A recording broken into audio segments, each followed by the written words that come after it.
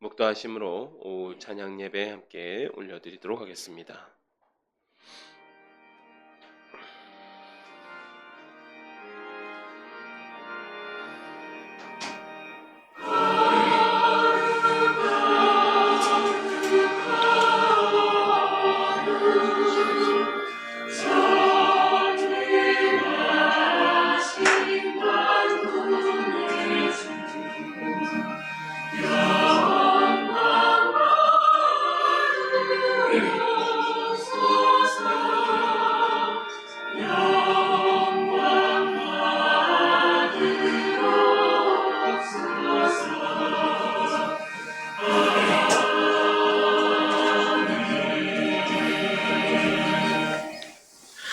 전능하사 천지를 만드신 하나님 아버지를 내가 믿사오며 그 외아들 우리 주 예수 그리스도를 믿사오니 이는 성령으로 잉태하사 동정녀 마리아에게 나시고 본디오 빌라도에게 고난을 받으사 십자가에 못 박혀 죽으시고 장사한 지 사흘 만에 죽은 자 가운데서 다시 살아나시며 하늘을 오사 전능하신 하나님 우편에 앉아 계시다가 저리로서 산 자와 죽은 자를 심판하러 오시리라.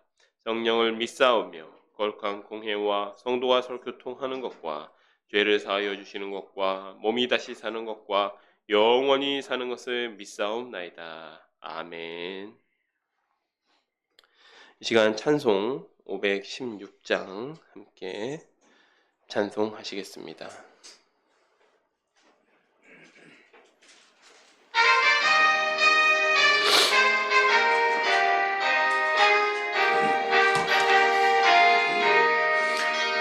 옳은 길 따르라 의 길 세계 만민의 참된 길 이 길 따라서 살기를 온 세계에 전하세 만 백성이 나갈 길 어두운 밤 지나고 동튼다 환한 빛 보아라 저 빛 주 예수의 나라 이 땅에 곧 오겠네 오겠네 주 예수 따르라 승리의 주 세계 만민이 나갈 길과 진리요 참 생명 내 창검을 부수고 나 따르라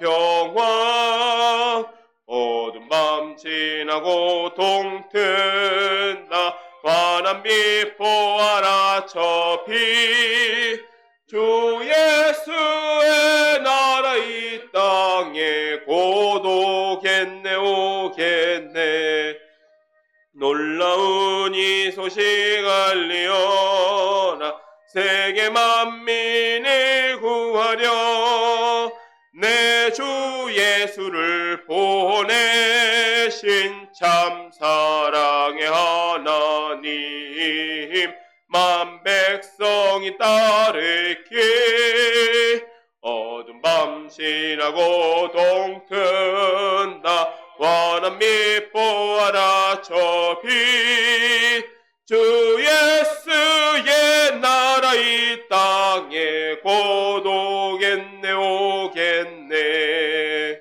고난 길 헤치고 찾아온 길 많은 백성을 구한 길 모두 나와서 믿으면 온 세상이 마침내 이 진리에 살겠네 어두운 밤 지나고 동튼다 환한 빛 보아라 저 빛 주 예수의 나라 이 땅에 곧 오겠네 오겠네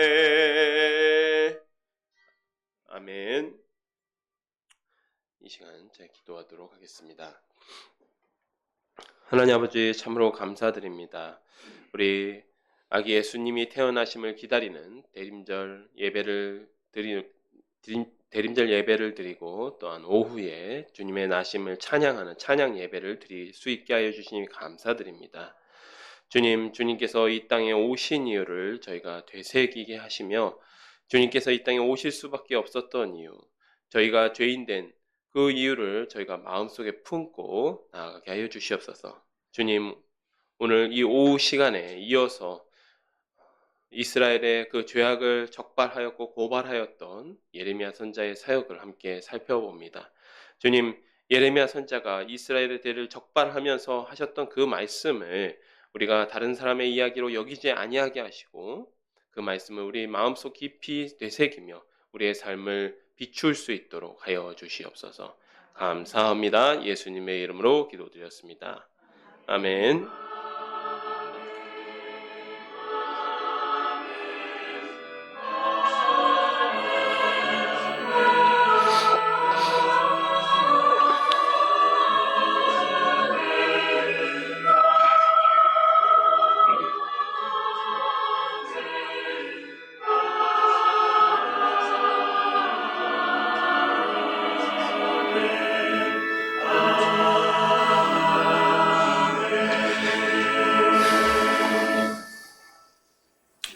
이 시간 우리에게 주신 말씀은 예레미야서 30장 12절부터 17절 말씀입니다.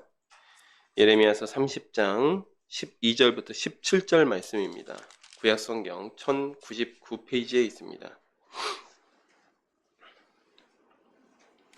제가 읽어드리도록 봉독해드리도록 하겠습니다. 여호와께서 이와 같이 말씀하시니라. 내 상처는 고칠 수 없고 내 부상은 중하도다.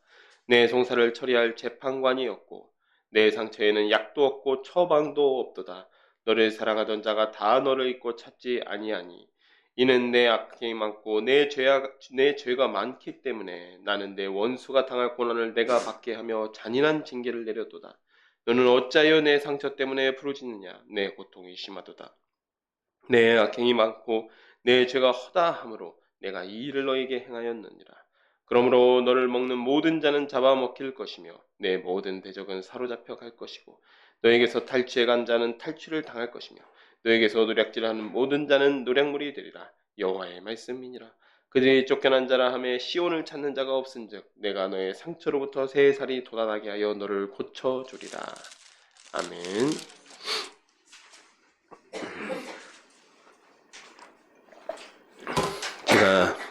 저희가 오전에 낮 예배 때 예레미야가 바벨론의 2차 침입 후에 그발 강가에 이스라엘 포로들에게 편지를 보낸 장면을 보았습니다.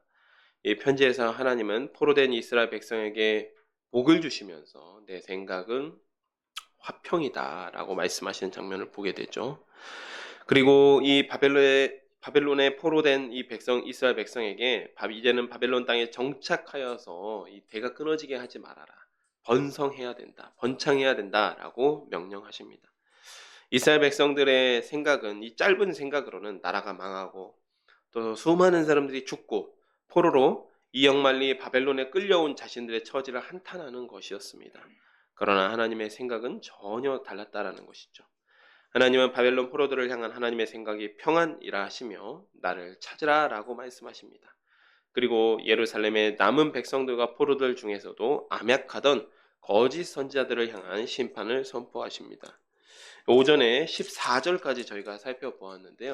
사실은 그 예레미야가 바벨론에 보낸 편지 통째의 전체 전문 23절까지가 바벨론에 보낸 편지의 내용입니다.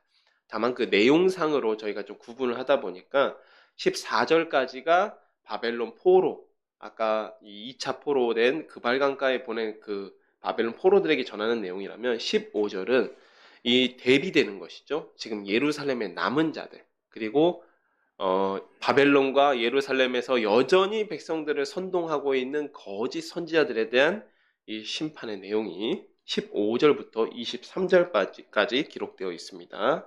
15절입니다. 29장 15절입니다. 너희가 말하기를 여호와께서 너희가 말하기를 여호와께서 우리를 위하여 바벨론에서 선지자를 일으키셨느니라. 다윗의 왕좌에 앉은 왕과 이 성에 사는 모든 백성 곧 너희와 함께 포로되어 가지 아니한 너희 형제에게 여호와께서 이와 같이 말씀하셨느니라.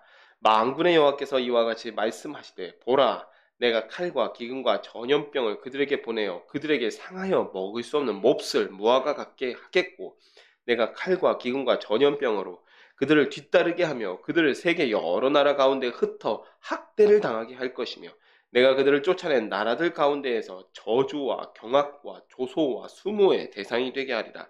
여호와의 말씀이니라. 너희들이 내 말을 듣지 않았기 때문이니라. 내가 내 종 선지자들을 너희에게 꾸준히 보내었으나 너희는 그들의 말을 듣지 않았느니라. 여호와의 말씀이니라. 그런즉 내가 예루살렘에서 바벨론으로 보낸 너희 모든 포로여 여호와의 말씀을 들을지니라. 만군의 여호와 이스라엘의 하나님께서 골라야의 아들 아합과 마아세야의 아들 시드기야에 대하여 이와 같이 말씀하시니라. 그들은 내 이름으로 너에게 거짓을 예언한 자라. 보라 내가 그들을 바벨론의 왕 느부갓네살의 손에 넘기리니 그가 너희 눈앞에서 그들을 죽일 것이라.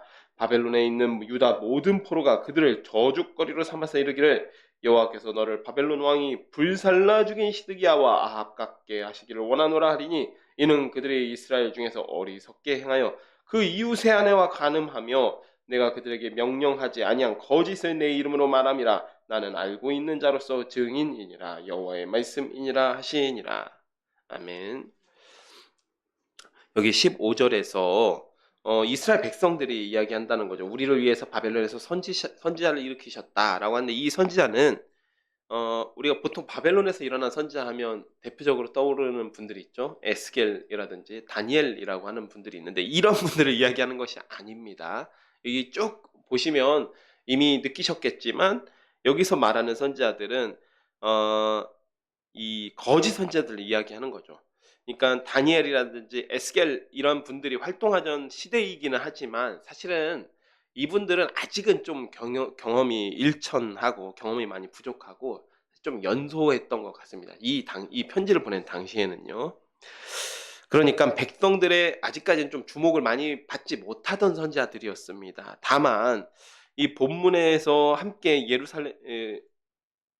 이 본문의 선지자들과 함께 예루살렘의 남은 자들이 언급되는 것으로 보아 이 선지자들은 바벨론 포로 중에서 활동하던 거짓 선지자들이라는 것이죠.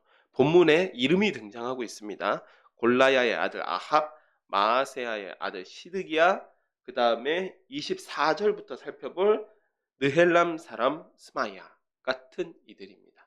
그러니까 하나냐 외에도 이렇게 거짓 선지자들이 많이 있습니다.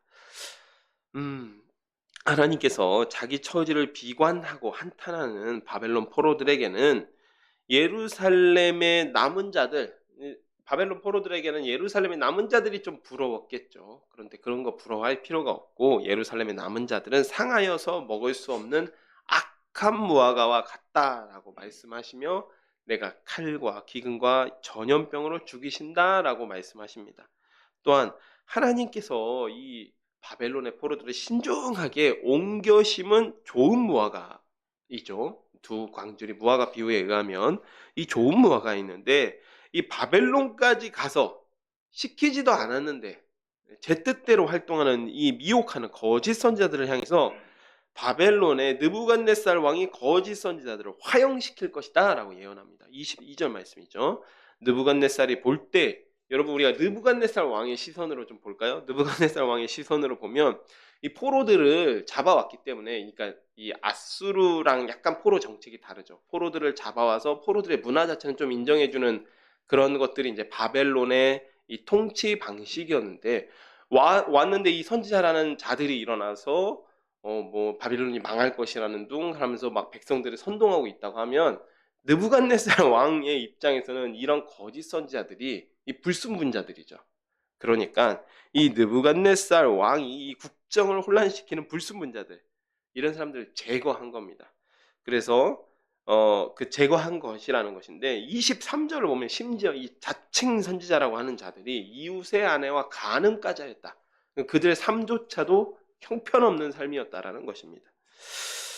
예레미야는 70년이 지나야 돌아올 것이다 라고 말씀하니 이 바벨론에서 열심히 백성들을 선동하고 그랬던 거짓 선지자 스마야가 예루살렘에 편지를 보내어 예레미야를 처벌하라고 선동하는 그런 편지를 보냅니다.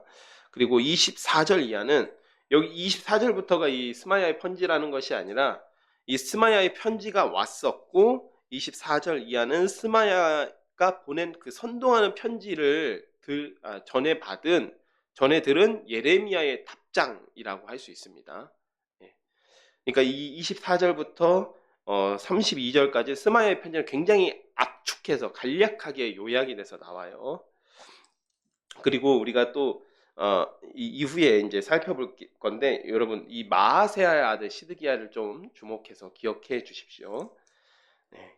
그다음에 24절입니다. 너는 느헬람 사람 스마야에게 이같이 말하여 이르라. 만군의 여호와 이스라엘의 하나님께서 이와 같이 말씀하여 이르시되 네가 내 이름으로 예루살렘에 있는 모든 백성과 제사장 마아세야의 아들 스바냐와 모든 제사장에게 글을 보내 이르기를 여호와께서 너를 제사장 여호야다를 대신하여 제사장을 삼아 여호와의 성전 감독자로 세우시면 모든 미친 자와 선지자 노릇을 하는 자들을 목에 씌우는 나무 고랑과 목에 씌우는 쇠고랑을 채우게 하심이오늘. 여기 모든 미친 자와 선지자 노릇을 하는 자는 예레미야 선자를 지금 이 마아세야라는 사람이 예레미야를 이렇게 보고 있다라는 거예요.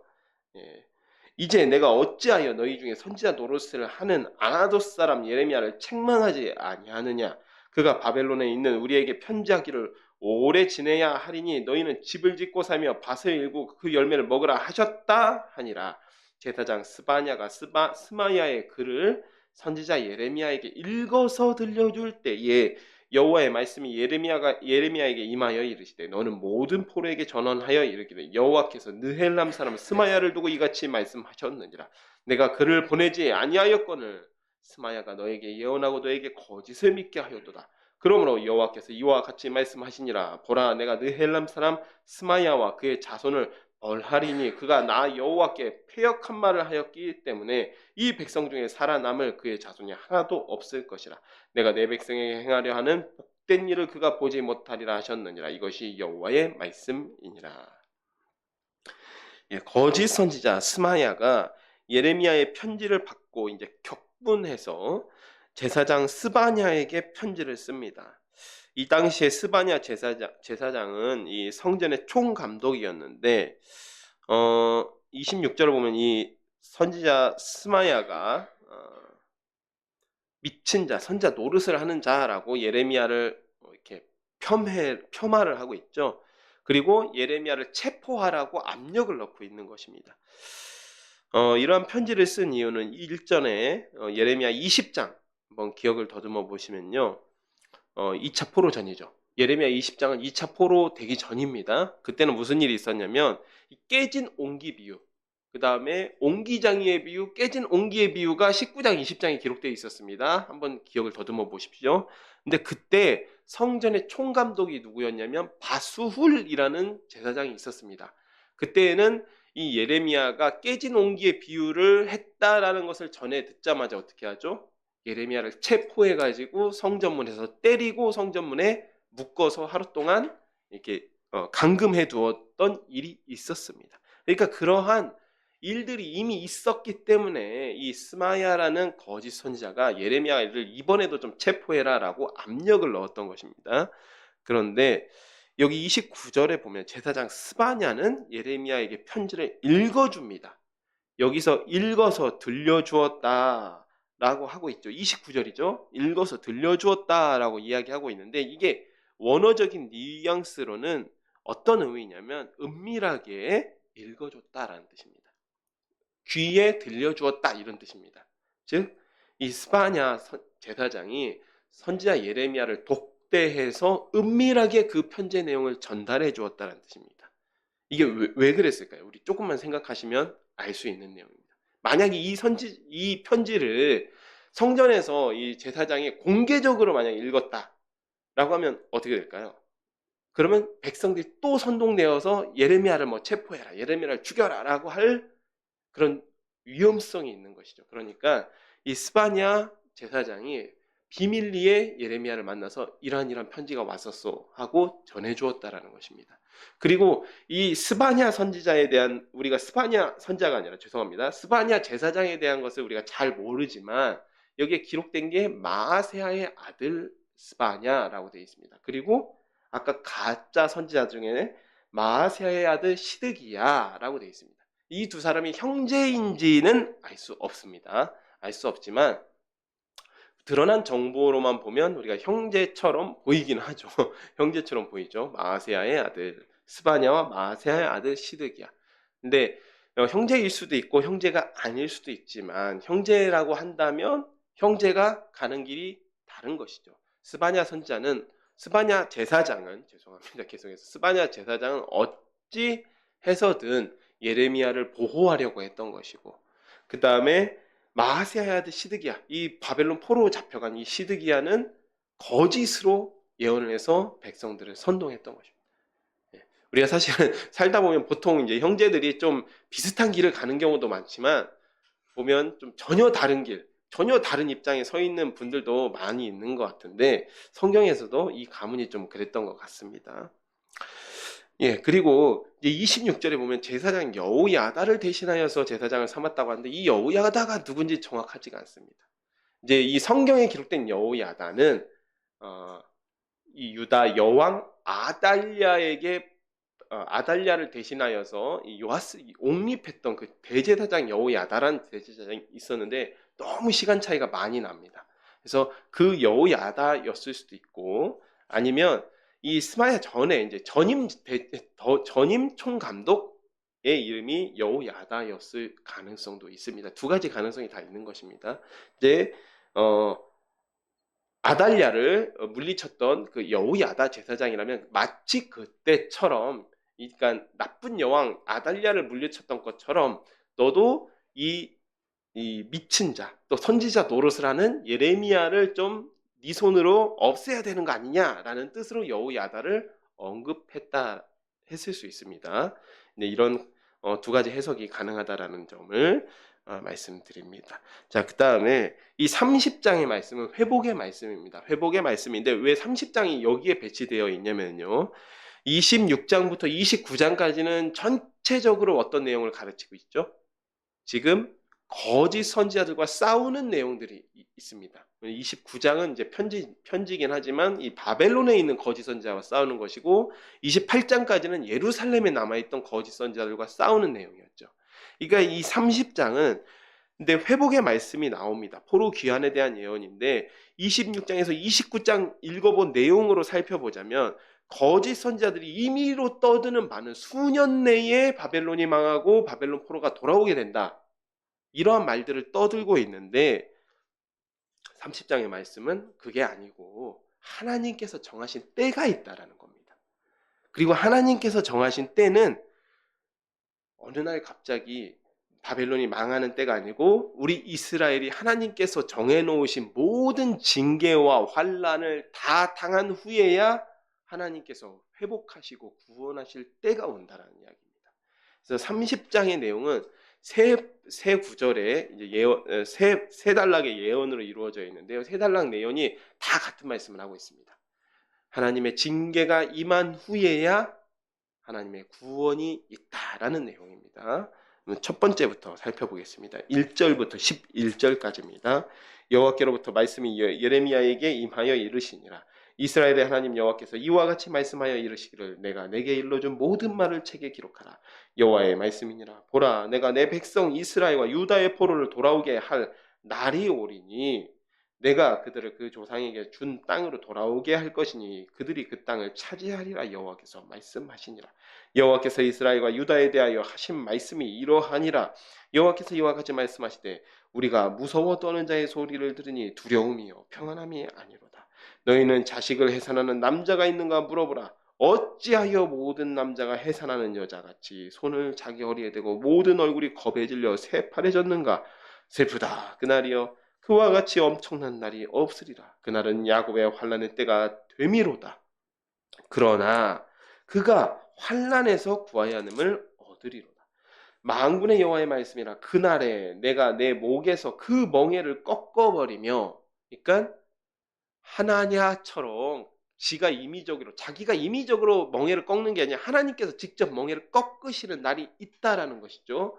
내 포박을 끄드리니 다시는 이방인을 섬기지 않으리라. 그들이 그들의 하나님 여호와를 섬기며 내가 그들을 위하여 세울 그들의 왕 다윗을 섬기리라. 여호와의 말씀이니라. 그러므로 나의 종 야곱아 너는 두려워하지 말라. 이스라엘아 놀라지 말라. 내가 너를 먼 곳으로부터 구원하고 내 자손을 잡혀가 있는 땅에서 구원하리니 야곱이 돌아와서 태평과 안락을 누릴 것이며 두렵게 할 자가 없으리라. 이는 여호와의 말씀이라. 내가 너와 함께 있어 너를 구원할 것이라. 너를 흩었던 모든 이방을 내가 멸 모든 이방을 내가 멸망시키리라. 그럴지라도 너만은 멸망시키지 아니하리라. 그러나 내가 법에 따라 너를 징계할 것이요 결코 무죄한 자로만 여기지는 아니하리라. 예. 거짓 선지자들이 주장하는 것처럼 갑자기 바벨론이 망하고 포로가 돌아오는 것이 아닙니다. 3절에 하나님께서 내 백성 이스라엘과 유다를 포로에서 돌아오게 하시는 날이 옵니다. 4절은 이 날에 대한 설명이죠. 이 구원의 날이 임하기 전까지는 두려움에 떠는 날이 있습니다. 모두가 두려움에 떠는 야곱의 환난의 때가 찾아온 후에야 환난에서 구하여 냄을 얻습니다. 이 말씀은 환난을 당한 후에야 하나님의 징계가 모두 다 징계를 받은 후에야 구원을 받을 수 있다는 말씀입니다. 이 8절에 거짓 선지자 하나냐가 함부로 꺾어버린 멍에처럼 2년 만에 바벨론의 멍에가 꺾이는 것이 아니라 환난의 시간을 다 지나고 구원의 날이 되어서야 비로소 바벨론의 멍에를 꺾으십니다. 그렇게 돌아온 이들이 새롭게 세우는 나라에서 그들의 왕 다윗을 섬기게 된다. 예수님을 이야기하는 것이죠. 다윗을 섬기게 됩니다. 또 11절 돌아온 자들이라도 자유롭고 방탕하게 사는 것이 아니라 하나님께서 법에 따라 징계하시는 백성으로 살아가게 된다는 겁니다. 이 말이 법에 따라 너를 징계할 것이요 결코 무죄한 자로만 여기지는 아니하리라 라고 하는 말씀입니다. 자, 오늘 본문 말씀이었던 12절입니다. 여호와께서 이와 같이 말씀하시니라. 내 상처는 고칠 수 없고 내 부상은 중하도다. 내 송사를 처리할 재판관이 없고 내 상처에는 약도 없고 처방도 없도다. 너를 사랑하던 자가 다 너를 잊고 찾지 아니하니 이는 내 악행이 많고 내 죄가 많기 때문에 나는 내 원수가 당할 고난을 내가 받게 하며 잔인한 징계를 내렸도다. 너는 어찌하여 내 상처 때문에 부르짖느냐. 내 고통이 심하도다. 내 악행이 많고 내 죄가 허다함으로 내가 이 일을 너에게 행하였느니라. 그러므로 여기 이 그러므로라는 접속사를 다른 성경 번역본에는 그러나라고 기록되어 있기도 합니다. 너를 먹는 모든 자는 잡아먹힐 것이며 내 모든 대적은 사로잡혀갈 것이고 너에게서 탈취해간 자는 탈취를 당할 것이며 너에게서 노략질한 모든 자는 노략물이 되리라. 여호와의 말씀이니라. 그들이 쫓겨난 자라 하매 시온을 찾는 자가 없은즉 내가 너의 상처로부터 새 살이 돋아나게 하여 너를 고쳐주리라. 이것도 같은 내용입니다. 현재 이스라엘 상처는 치료할 수 없다라는 것이죠. 예레미야서 앞에서도 굉장히 반복적으로 나오는 내용입니다. 예레미야 선지자도 심지어는 이스라엘 상처가 중하여 낫지 않는다라고 한탄하는 장면이 여러 번 나옵니다. 그리고 그래서 그 지금의 상처는 이 15절을 보면 이스라엘의 악행과 또 죄 때문에 하나님께서 고치시지 않는다라고 했죠. 근데 16절 여기서는 한 날이 온다고 했는데 이 15절과 16절 사이에도 그 날이 있는 겁니다. 지금은 생략된 거예요. 같은 내용의 예언이기 때문에 생략되어 있는데 그 날이 오면 징계가 끝나면 이제는 상처에서 새 살이 돋게 된다. 하나님께서 이스라엘을 회복시키신다라는 말씀입니다. 자, 그리고 18절입니다. 18절 여호와께서 말씀하시니라. 보라 내가 야곱의 장막의 포로들을 돌아오게 할 것이고 그 거처들의 사랑을 베풀 것이라. 성읍은 그 폐허가 된 언덕 위에 건축될 것이요 그 보루는 규정에 따라 사람이 살게 되리라. 그들에게서 감사하는 소리가 나고 즐거워하는 자들의 소리가 나오리라. 내가 그들을 번성하게 하리니 그들의 수가 줄어들지 아니하겠고 내가 그들을 존귀하게 하리니 그들은 비천하여지지 아니하리라. 그의 자손은 예전과 같겠고 그의 회종은 내 앞에서 굳게 설 것이며 그를 압박하는 모든 사람은 내가 다 벌하리라. 그 영도자들은 그들 중에서 나올 것이요 그 통치자도 그들 중에서 나오리라. 내가 그를 가까이 오게 하리니 그가 내게 가까이 오리라. 참으로 담대한 마음으로 내게 가까이 올 자 누구냐? 여호와의 말씀이니라. 너희는 내 백성이 되겠고 나는 너희들의 하나님이 되리라. 보라, 여호와의 노여움이 일어나 폭풍과 회오리 바람처럼 악인의 머리 위에서 회오리 칠 것이라. 여호와의 진노는 그 마음의 뜻한 바를 행하여 이루기까지는 돌이키지 아니하나니 너희가 끝날에 그것을 깨달으리라. 회복의 때가 오면 하나님께서 야곱 장막의 포로들을 돌아오게 하시고, 그리고 18절의 내용, 19절의 내용, 18절 내용, 19절 내용은 폐허가 된 성 이스라엘에서 다시 사람이 살게 된다라는 것이죠. 또한 21절 이스라엘 백성의 지도자가 그들 중에서 나온다는 의미는 이제는 더 이상 바벨론과 같은 이방 나라의 왕들을 섬기지 않게 된다라는 뜻입니다. 또 이게 궁극적으로는 당연히 9절에 그들의 왕 다윗을 섬긴다와는 이 구절과 동일하게 예수님이 오셔서 이스라엘을 다스린다라는 예언으로 성취되는 것입니다. 23절에서 24절은 이제 회복의 약속, 또 예수 그리스도를 통해서 궁극적인 예언의 성취에도 불구하고 하나님의 심판과 진노는 반드시 내려질 것이라는 경고로 끝이 납니다. 이제 앞에 두 문단과의 차이가 뭐냐면, 앞에 두 문단에서는 하나님의 심판이 먼저 임한 후에야 구원의 때가 찾아온다라고 하는 구조였고, 이 같은 말을 하면서도 본 구조는 회복의 약속을 먼저 말씀하신 후에 그럼에도 불구하고 예정된 심판은 반드시 임한다 라는 구조로 이루어져 있습니다.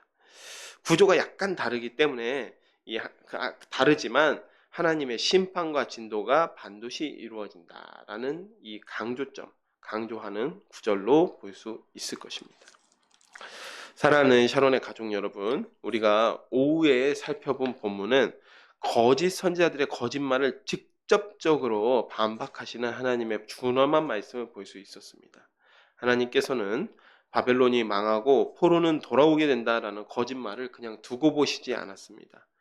그들은 아무 근거도 또 하나님께로부터 받은 계시도 없이 그런 말들을 주워 섬겨 백성들을 선동할 뿐이었지만, 하나님은 정말로 세밀한 계획이 있으셨습니다. 그러나 이스라엘 향한 구원의 계획은 징계와 하나님께서 정하신 그 징계와 훈계를 모두 받은 후에 이루어지는 것입니다. 회복을 약속하셨기 때문에 징계와 심판, 진노와 심판은 그냥 적당히 넘어가자, 대충 넘어가자, 그런 일은 없다라는 것이죠. 오히려 심판을 통해서만 구원이 이루어지도록 하셨습니다. 이게 참 놀라운 사실이죠. 바벨론을 통해 이스라엘이 완전히 심판을 당하고 악한 지도자들과 또 그 지도자들의 부역했던 백성들, 또 그들을 멸망의 길로 인도했던 거짓 선지자들이 완전히 심판을 당하고 완전히 쓸어버린 후에야 바벨론의 포로들을 통해서 새 일을 행하시는 것이 하나님의 계획입니다. 예레미야는 이 비밀을 이스라엘 백성에게 아주 밝히 알렸습니다. 그러나 이스라엘 백성들이 거짓 선지자들의 선동에 이미 넘어가 버린 후였기 때문에 하나님의 징계와 심판에 대들었고 결국 완전히 패망할 수밖에 없었습니다. 바벨론의 위협에서 어서 벗어나고자 하는 욕심에 스스로 눈을 가리고 귀를 막았기 때문이죠. 이 시간 우리의 삶을 돌아보기에 소원합니다. 우리 삶도 때론 고난과 어려움을 통해서 구원을 이루시는 하나님의 은혜가 있습니다. 또는 반드시 고난을 받게 하실 때도 있습니다. 하지만 우리가 이스라엘 백성처럼 영광만을 취하고자 한다면, 편안함만을 취하고자 한다면 이 고난이자 또는 징계를 통해서 이루시는 하나님의 그 구원하심을 온전히 누릴 수 없습니다. 우리 샤론의 가족 여러분은 이스라엘 백성들처럼 자기 욕심에 눈을 가리우고 또 고난과 징계를 통해 이루시는 그런 이스라엘 백성들처럼 자기 욕심에 눈을 가리우는 것이 아니라 고난과 징계를 통해 이루시는 하나님의 구원하심에 순종함으로 나아갈 수 있도록 기도합니다. 제가 기도하고 말씀을 맺도록 하겠습니다. 하나님 아버지, 참으로 감사드립니다. 주님, 거짓 선지자들이 제멋대로 떠들던 내용, 2년 안에 바벨론이 망하고 포로가 돌아온다는 내용을 하나님께서는 직접 그것이 아니라는 것을 밝히 알려주셨습니다. 이스라엘의 백성이 지은 죄를 완전히 하나님께서 심판하시고 그들이 완전히 징계를 모두 다 받기 전까지, 그때를 이루시는 70년이란 기간이 차기 전까지는 하나님께서 이스라엘을 구원하실 일이 없었습니다.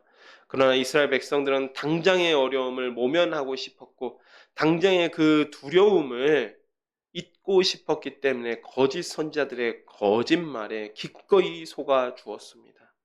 주님, 우리의 삶에도 이 같은 일이 많은 줄로 알고 있습니다. 하나님께서 때로는 반드시 고난을 통해서, 환난을 통해서, 징계를 통해서만 이루실 일이 있는 줄로 믿습니다. 저희가 저희의 욕심에 눈이 가리우고 귀가 가리워져서 하나님의 뜻을 깨닫지 못하는 아둔한 또 무지한 일들이 없게 하여 주시고 오직 모든 일 가운데 순종함으로 주님의 말씀에 순종함으로 나아가게 하여 주시옵소서. 예수님의 이름으로 기도드렸습니다. 아멘. 이 시간 54장 함께 찬송하시고 주기도문으로 예배를 마치도록 하겠습니다.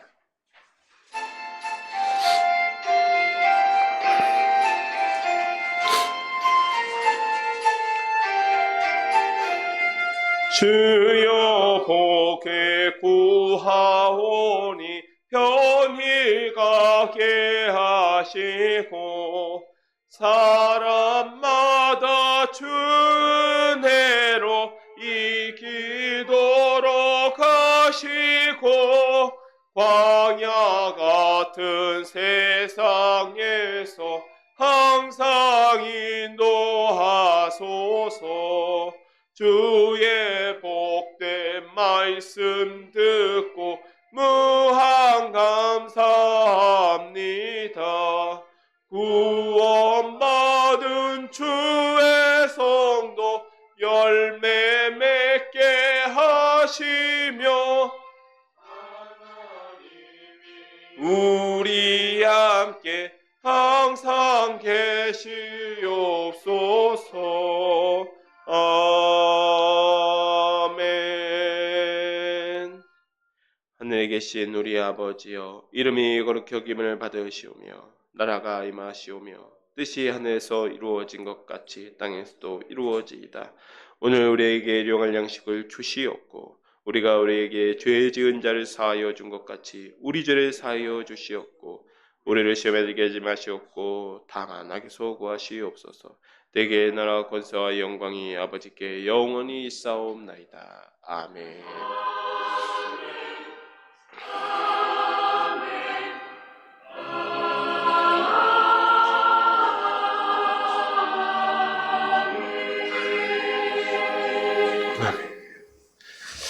네, 예배 마쳤습니다. 하나님께 영광의 박수 올려드리겠습니다.